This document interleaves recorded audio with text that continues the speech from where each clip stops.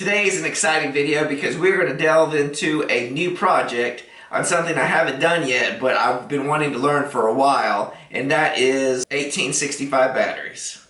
So what started this whole project is I went to a car swap meet and I got these two drills and these two batteries for $10. This was a car swap meet, and these are a lot cleaner than they were when I first picked them up. They're covered in dirt and grime. They've been in somebody's shop. This is the Makita brand, and so luckily that's my brand that I've decided to go with. And most of my tools in the shop are Makita. But the guy must have picked it up and when he was clearing out some shop, didn't want them. I asked him, I was looking at both of them, testing them out, and they actually, both batteries had power. And I was testing them. They both were working. And I asked him how much. He said $10. So I said, for both? And he said, yeah. And I said, you sold.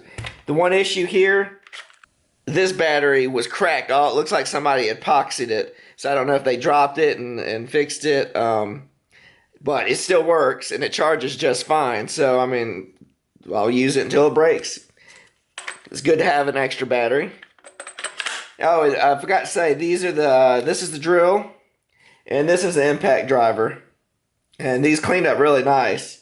The only other problem was this battery. I tried to charge it up. It's the same as this one. It's 1.5 amps, and it gave the red and green light of death, meaning that the BMS, which is inside the battery, was telling the charger that this battery is no good. This was a perfect time to get into 18650 batteries. So I'm learning a lot. So everything take with a grain of salt. But also, please be careful. These are lithium-ion batteries. Please at least have a general idea of knowing the safety precautions you need to take with them, because they can explode, or at least start a nice little fire. So I took this battery apart. Here's the battery, BMS battery management system. This tells the charger where to send the current and make sure it doesn't discharge too low or overcharge.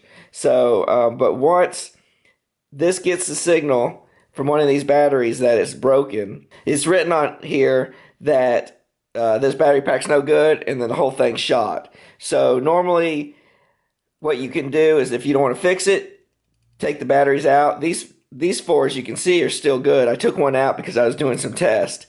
The problem with this battery pack was this battery right here. It has 0 volts, so it's broken somewhere internally. This is the reason why it caused the whole thing to shut down. So to correct the situation, we went shopping.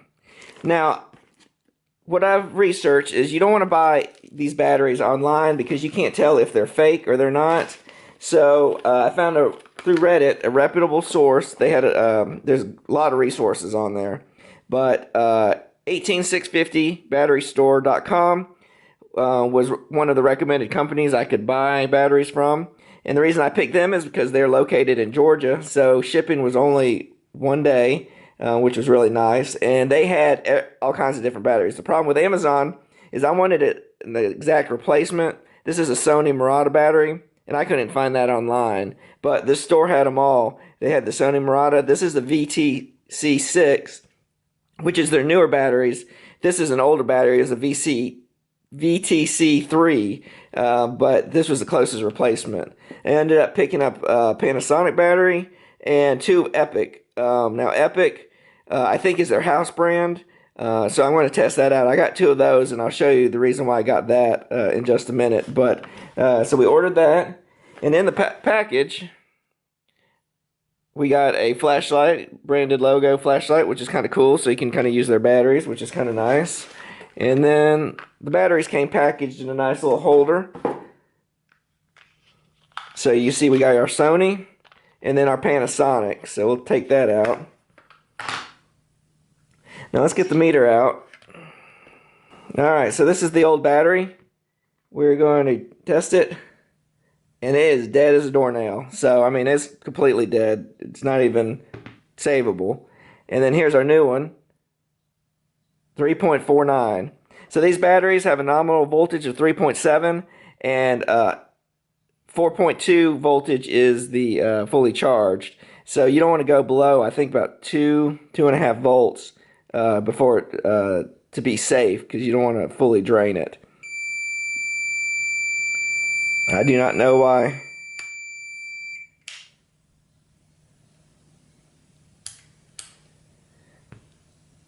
Our meter is talking to us. I don't know what's going on with that. That's kind of weird. Maybe the battery's getting a little low. I'll check that in a minute.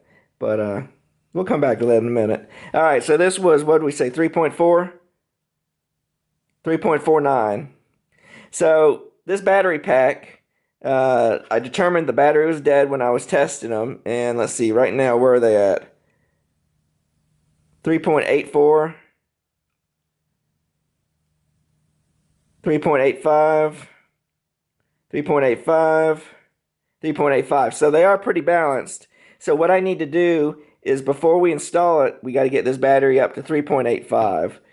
So let me show you how we're going to do that.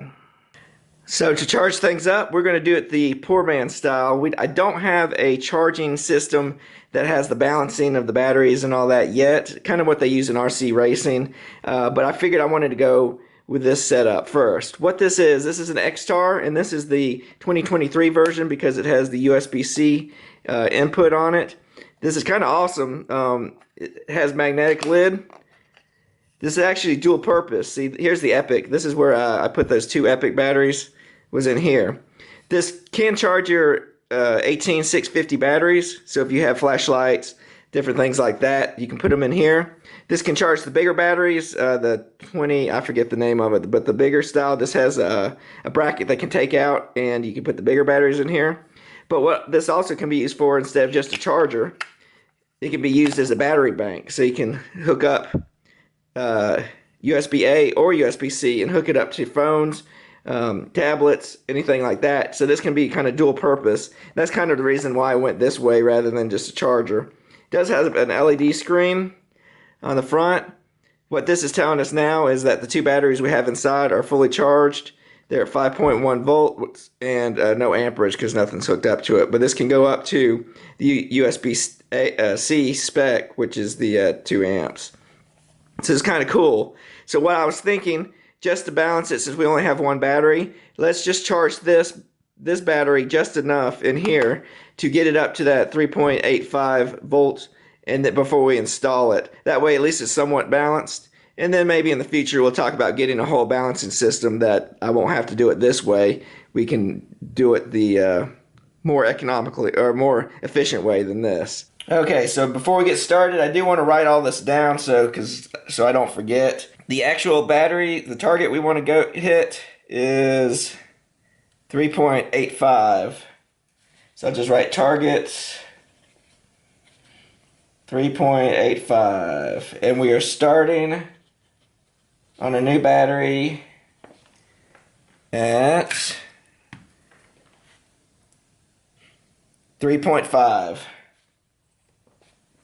Alright, so now we'll just take our X-Tar, take out our batteries here, insert our new one in the battery slot 1. It also comes with this ribbon here, so it makes it easy to pull out the batteries, which is kind of cool. We'll put the cover back on, and we'll just plug it up to our USB-C.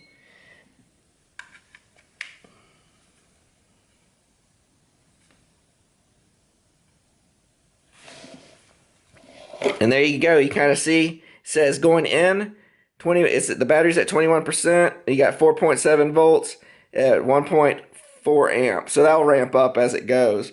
So that doesn't really show. That's kind of what the charging voltage is. Then you can switch using the button on the side for B1, and there's no B2 at 0, but B1, I guess that's charging. It's saying it's charging at 3.8 volts.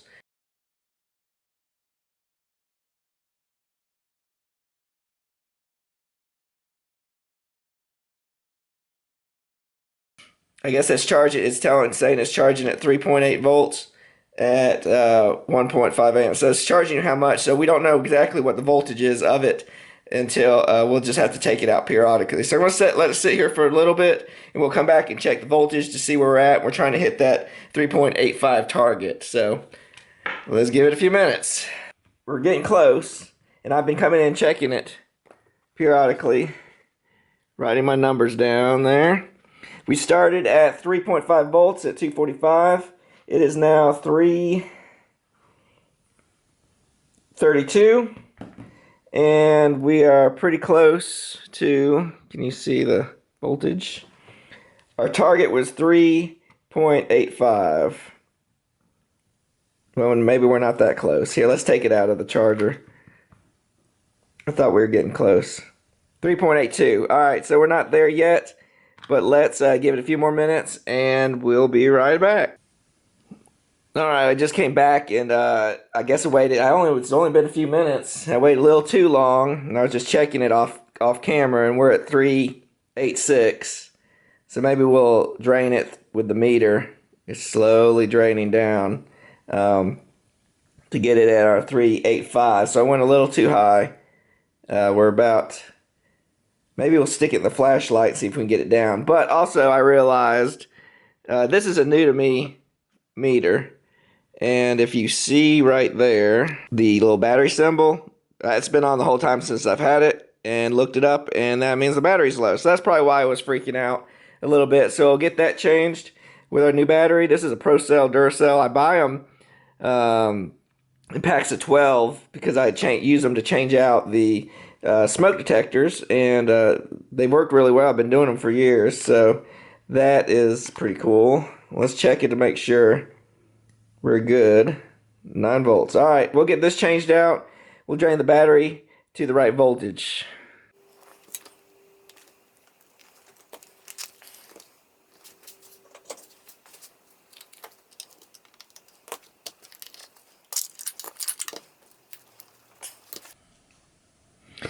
It's a little dirty. I'm going to clean it up before it's got some green goop on it. Just take a little IPA. And let's see if we can clean it up just a tad here. We don't want any green nasties on here.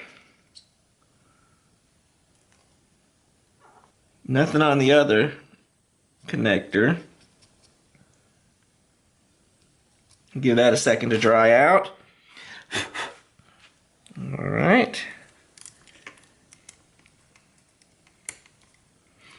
Test it before you put it back to service.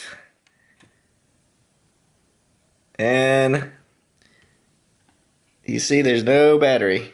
So that means the battery, we're good. So let's hook it back up. Let's put it back together and continue on.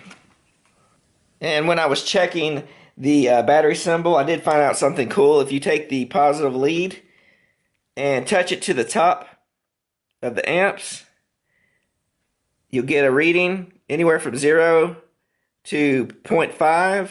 That tells you that the fuse inside here is still good. If you get an OL, which is open load, then the fuse is bad, so you need to check it. Also, for the microamps in milliamps, is between 0.995 and 1, so we're good on that. So that's kind of interesting way to check your fuses without having to take it all apart to see and test continuity that way. Thought that was kind of cool.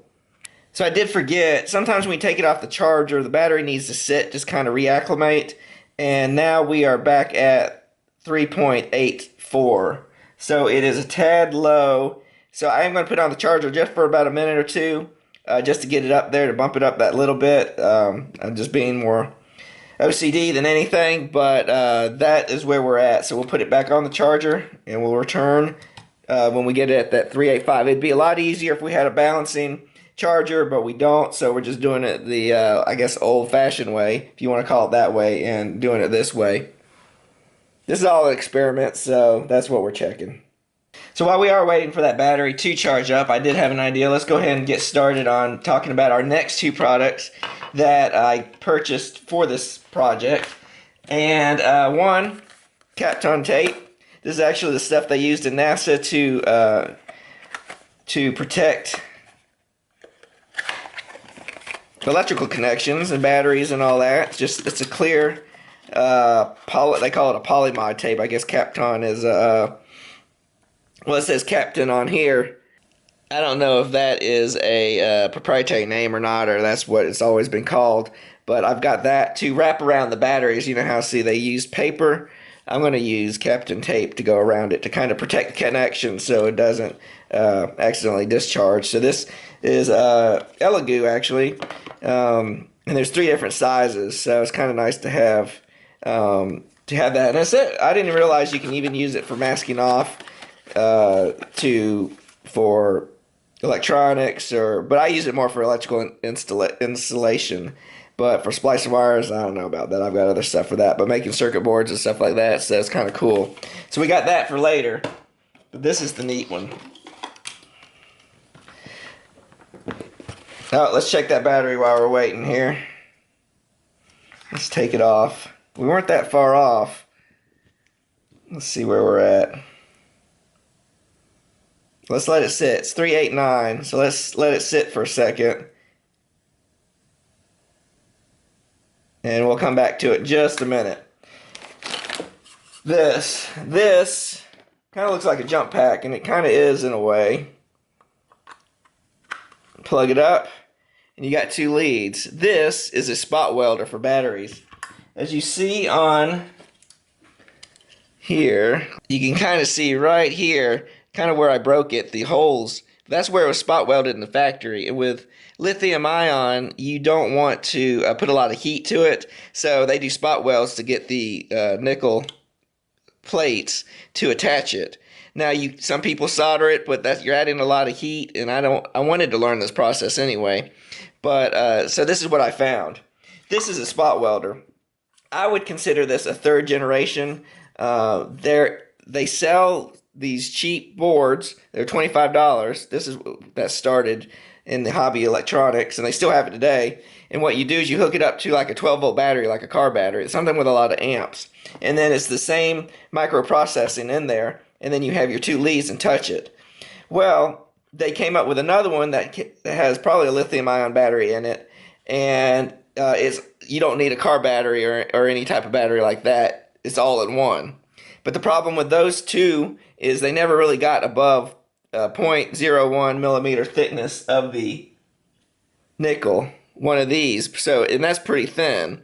What pretty much a standard for batteries is 0.015 thickness here. So you got to get enough power to really spot weld it. Well, they've updated this. This is one of the newer ones. And this is SEESII.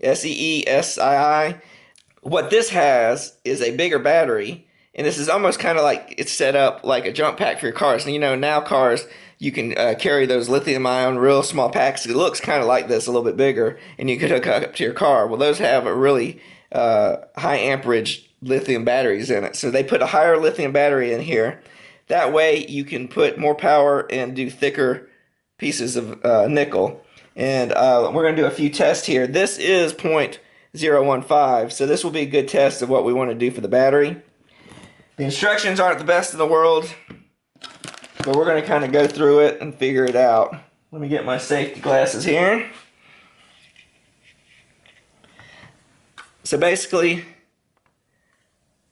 up top here, you have USB-C, your LED, power, and a plus and a minus, and then where your connection for your 2 leads.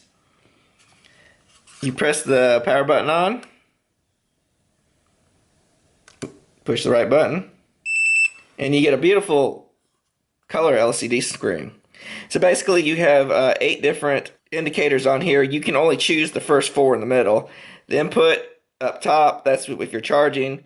Your battery charge up top there, cell. Auto, that's 0.5 seconds. That's how long you have to hold the connections on the piece before it will discharge. Power, this is, or we'll call it gears in the instructions, but power is the amount. It's just, I don't know what it is exactly, if it's amperage or voltage or whatnot, but it goes from 0 to 99. So it's really just a number. It's not really an actual setting, but this is the setting you use to go up and down with your power. And then you have beep on and off, and then you can turn the LCD screen 180 degrees, I guess, depending on how you use it. And then you got the temperature of the battery, just to make sure it's not overheating. And then it counts how many welds you use with this machine, which is kind of interesting. So you only get 4 choices. You go through, once you have you push the red button and it selects through, you can change it for longer time that you have to hold it. Your power, this is where you cycle through. This is at 50 milliseconds. I don't think that I think that's milliseconds. I don't know. It has nothing to do with actual voltage. You just choose a setting number. It's like turning a knob on the volume from 1 to 10. So we want to set it for 0.015, probably around 40. So I'm going to go down. Oop, that's up. So I want to go down. So there's 40. We'll try that, give it a test. We'll leave the beep on, and then the screen, it doesn't matter. Here, we'll turn it upside down. There you go, it's flipped. So now I can hold it like this. Can we see? And then you've got your two pieces. We're going to overlap them like that on our block of insulated wood. And then we will just hold it. So once you touch it, then it'll wait 0.5 seconds and then it will send the charge. So we'll just put one on. Now, keep them at 45 degrees. I heard don't put them straight down. Keep them kind of at a 45-degree angle. And light pressure. You don't have to push hard on it, just lightly. So I got one on. And that's it. Let's take a look here. So you got your piece. And you see how it... So this was the top,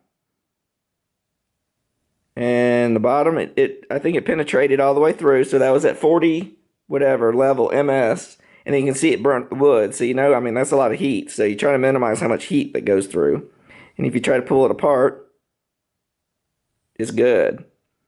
So their settings and the instructions are pretty good.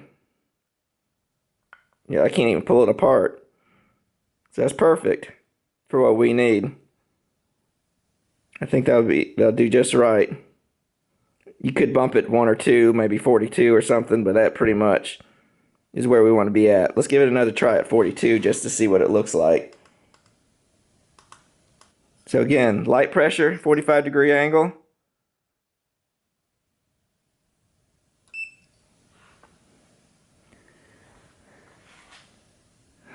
So now you can see it's a little bit more burnt around the outside.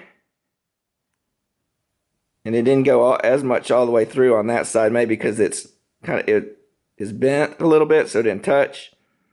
But I probably want to keep it at 40, so it doesn't have that burnt ring around there. There's a little bit too much power. But I think we're in about the right setting of where we need to be.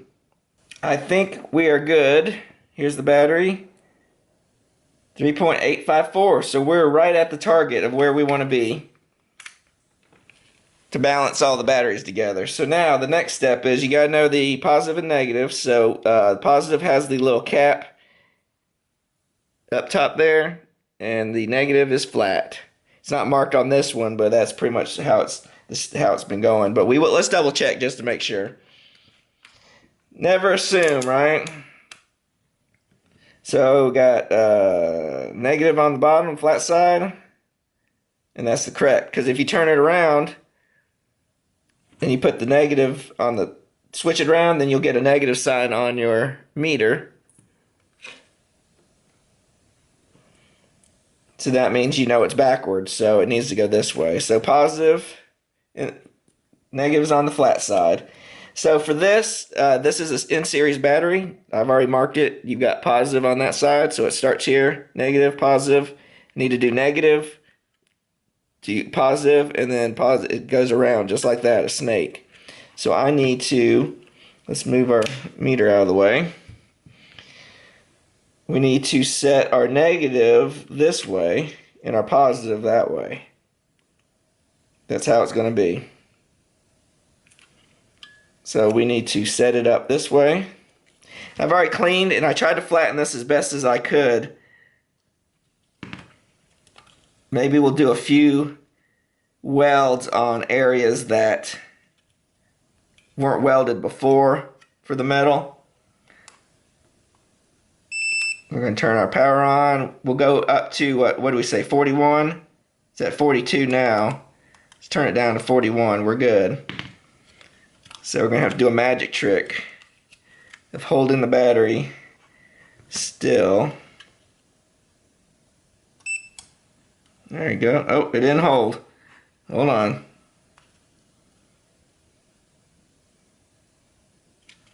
I don't think it went. Either I didn't hold it enough, Let's try one more time before we bump up the... I might have been on plastic too.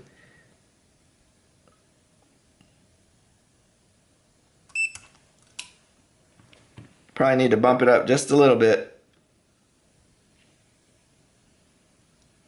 Yeah, I don't think it's going through enough. So let's turn it up. Might be a little thicker than what we had. I'm doing 49. We're gonna give it. I'm gonna do it in the center here. It's just not laying flat. That's the issue. One of the issues.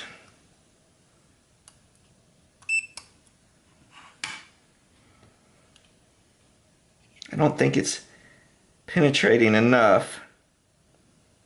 So we still got more room to go. Let me bend this out a little bit more, and we'll go from there. Okay, I was doing a little testing here. I've got the power set up to 93, which is 99 is the max.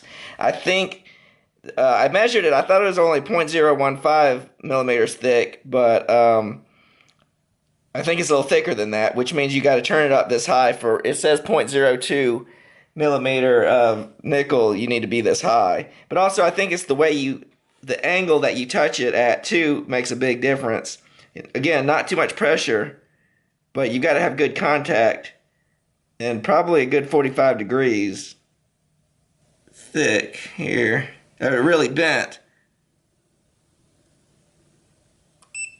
So I'm having issues with it connecting. See that one, it didn't touch. I did one previously, it was good. It's all about how it touches, how the metal's touched, to make sure there's no air gap. The power down to like 80, because I don't think it's the power is the issue. It's more just, maybe I need to get a little closer.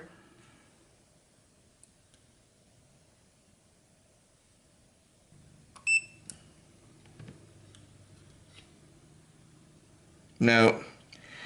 Alright, it's just a practice thing. Let me practice with it a little bit more. And also I want the battery to cool down. It's at 87 degrees Fahrenheit. So we'll let it cool down a little bit, and then we'll come back at it. Okay, so this is what I decided to do. Well, I ended up ripping this off because I was thinking about just using the metal that we got. It's a little bit thinner, a lot thinner. So I don't know if we'll use two of them or not. But the reason I did that is because I know I took a test piece and I was able to weld it onto the end of the battery. So there's a little plate on there that did weld really nice. So I think either that's too thick for it, or it was just so bent up that I wasn't getting a good contact. So what we're going to do is, and also that piece, when taking it off, I didn't mean to rip it, but that connects to the positive. So we're going to have to do something about that too, and solder on the new piece there. But we'll get to that in just a minute. Let's get it connected first. So we'll go this way. Let's get our piece here. I might do two pieces like that. So we need it to be about yay long here. All right.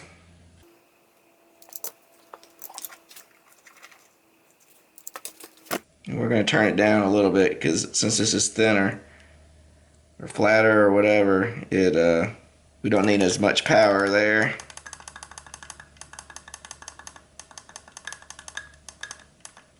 We're down to 48 now. And we're just going to do this onto our new battery. Let's make sure we're lined up properly. Yep. All going the right direction there. See? It's something, either that metal was too thick or it's just too bent from pulling it off. So I need to get some bigger pieces, but that's holding really well. I am going to bump it up just a tiny bit since we're going through two sheets of metal.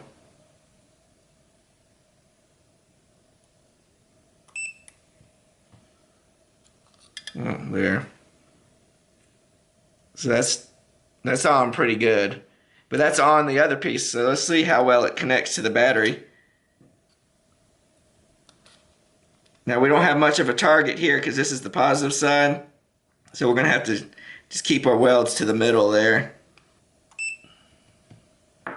How's that? Oh, that's beautiful.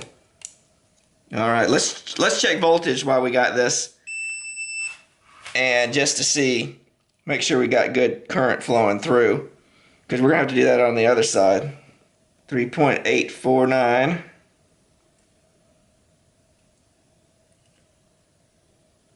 3.851.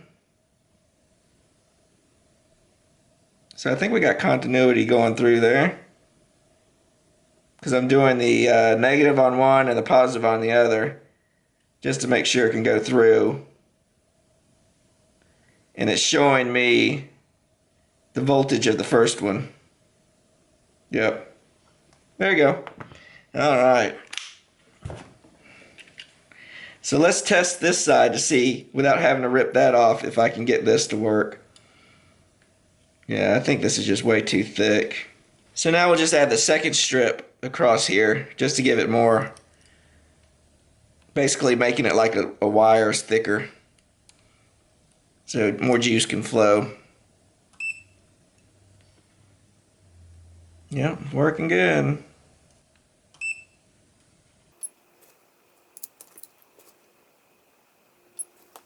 Perfect. All right. We got a nice big strip there. I'm going to cut the corners too so it doesn't scratch anything.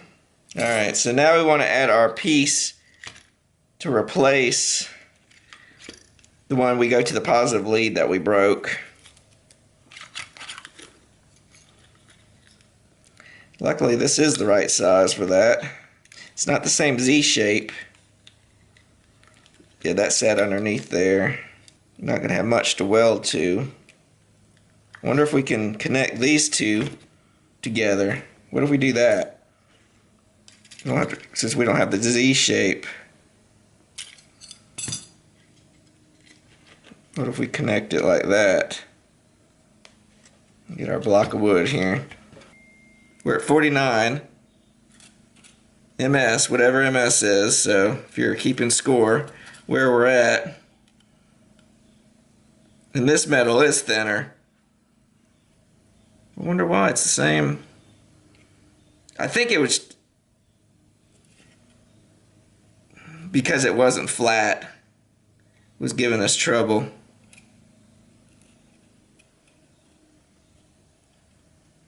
Let's see here. We'll find out, because this is the same thickness as what was on there. Just trying to line it up.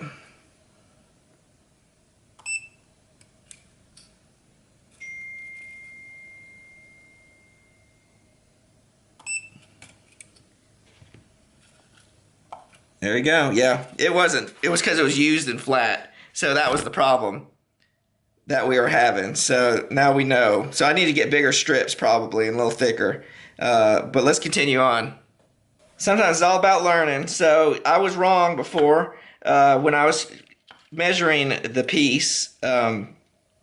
This came apart. So 40, 43 or whatever, 49 we were at was a little too low, because this is thicker. I think it is 0.2. But again, I think it wasn't working before is because it was so bumpy and wasn't getting good contact. I bumped it up to 93 for the power, and it's holding really well. So 93 for 0.2 does work. So we slide this back in here, like where it needs to go, like that. And then we will connect it there. All right, let's do that now. Oh, we shouldn't be that high, because this is a little bit thinner. I think our piece is a little thinner than the Makita one, so let's turn it down a little bit. It doesn't need to be that high. I can smell that. Let's take that back down to about 53,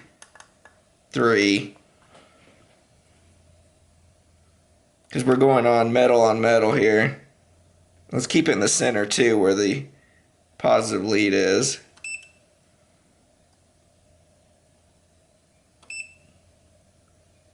I'll do one more. All right.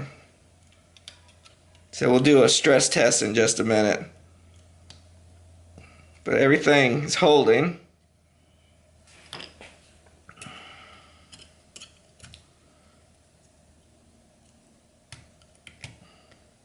So that's good.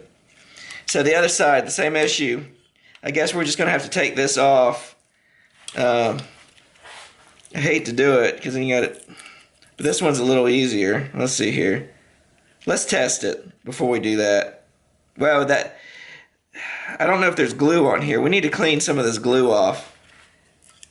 Can you see right there? I think that either that's glue or where the nickel is rubbing off. That won't give a good connection. So let's see if we can get that off first. Alright, we got the power cranked up to 91. Let's see here. This metal is just so bent.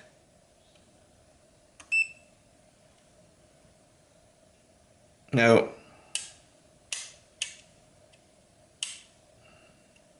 Either it's too thick or just bent, or I guess I'd say it's bent.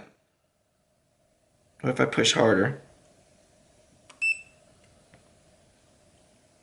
No.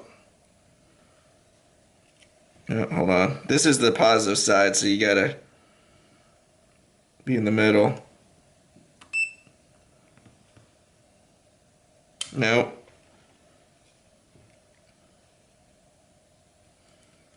I don't even think it's going through. Alright, let's just cut this. Let's peel the paper back, and we'll just have to replace that whole piece there like we did the other side. Let's go ahead and we can take it out. We can't take all this out. A little bit. Alright, so let's take this piece off.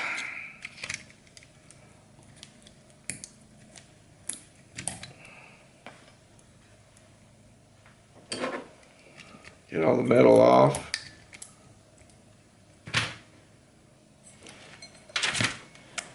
That kit, the spot welder, did come with a cheap little file. We'll use that just to get all the metal, because it needs to be flat. Alright. Let's go with 2 pieces like we did before. Let's get that cut. Alright, so we got our metal piece going across here. Get it lined up. Remember, your positive side has a smaller metal area to hit than the negative, so just be careful on that. We'll start with the negative side.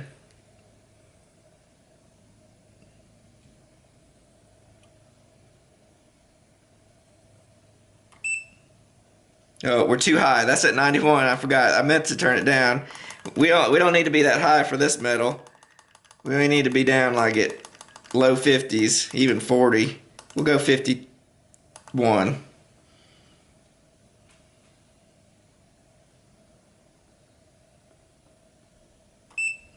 There you go.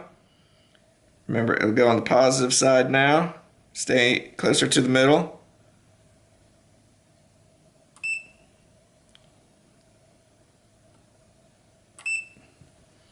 Alright, let's give it a little test.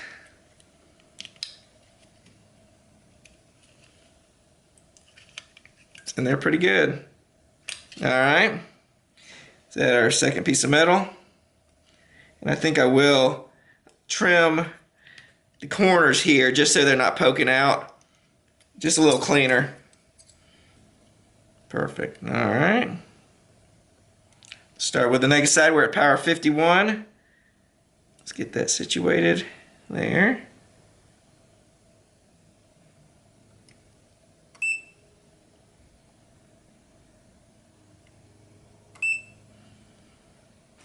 Yeah, it's doing much better now.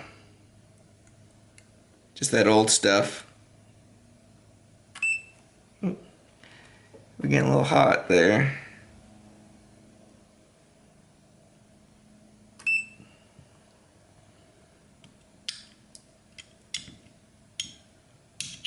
It's on there. Alright. So theoretically, we should have a good battery pack now. Everything is connected. Let's check voltages here. 3.849. It's gone down. I wonder if that balanced itself to the other battery. It's gone down a little bit. Paper's in the way.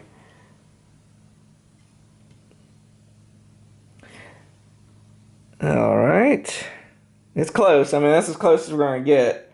So now, can we just do this and test it without having to put all the craziness back together? No, we better be safe, right? At least we can do... How about that? Doesn't have everything in there, but let's see what happens when we put it on the charger. Okay, we've got our charger, a little dusty.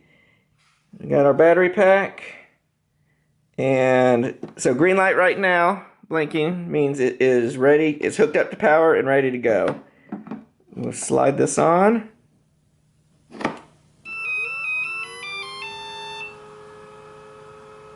Alright, so red light means it is charging. Now, watch for this green one. If we get a blinking red and green, that's not good. As you can see on the chart, it has a broken battery. So we'll let it sit. I'm going to watch it. I'm definitely not going to leave it. It should tell us in a few minutes if it didn't like it. It was, before it was giving us the error signal after about a minute or two.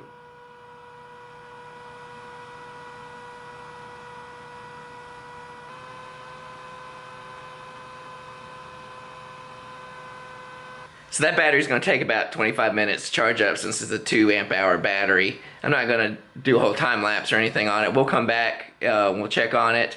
I do want to let you know, I mean, it's been going for a few minutes. Before, in less than a minute, it was giving me the signal. So something I've read, I'm not sure if it's true, the charger will give the BMS 3 chances to try to fix it or to show an error. The third time, then it tells the BMS the battery's no good.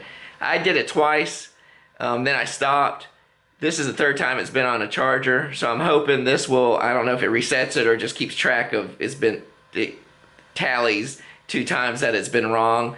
But it's gone a lot longer than it did before. So I forgot to check the voltage before we put it on of the pack. But we'll check the voltage after it's been. I'm gonna let it sit. I'm gonna watch it, make sure we don't have any fires. But I am going to let it go through the whole entire charge cycle and let it see how far it gets. So here we go. I went to go do some paperwork and I missed the beautiful chime that happens after the battery is done charging. But we are charged. See the green light? That means it's charged and no red light, no blinking. So I think we fixed it. Let's test it. Alright, let's test out how well we did. Let's crack her open.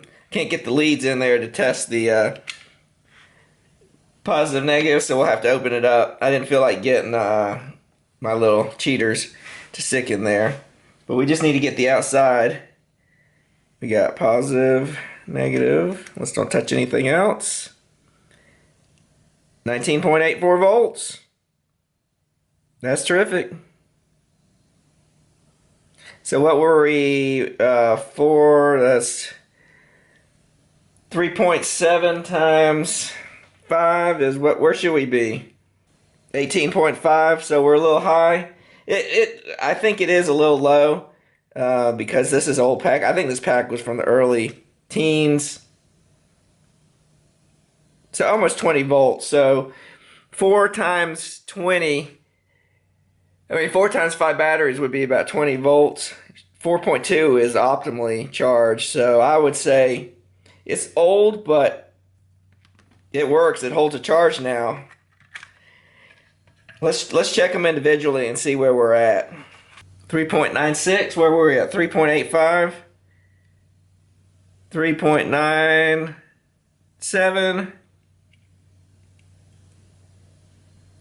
3.97.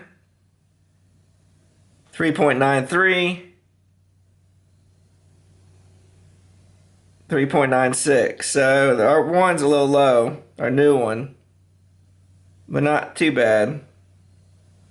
So they are all a little low. Let me see here. This is our Epic, the brand new one. It's fully charged. I had it go charged. See where it's at. This 4.0, so even a fully charged one, I thought they got up to 4.2, but so these are close. These aren't too bad. Maybe it'll take a couple cycles to get up there. It's pretty darn close. The other thing I wanted to mention was if this did have a bad board on it, you can get some knockoff ones for about $7 to $10 and just replace it. And then as long as the batteries are good, then that would reset it. Maybe I want to look into the future of how it's made. I don't want to hack it, but still I like to learn how this works and how does it count how many times you get a failure and then completely shut everything off. I'd be curious just to learn how that works. But the part's cheap. It could be easily replaced. Again, knockoffs, you never know.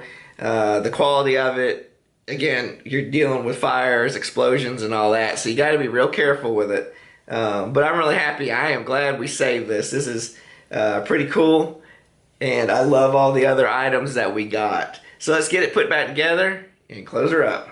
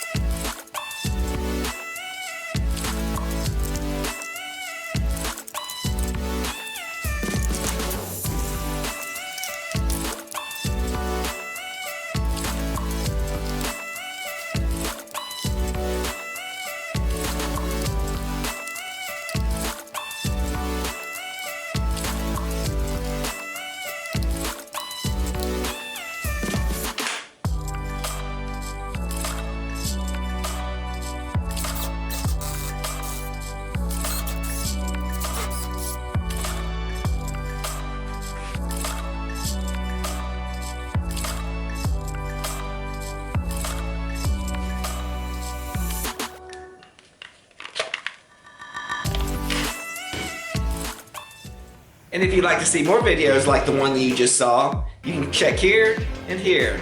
And remember the ABCs of making. Always be creating. Till next time.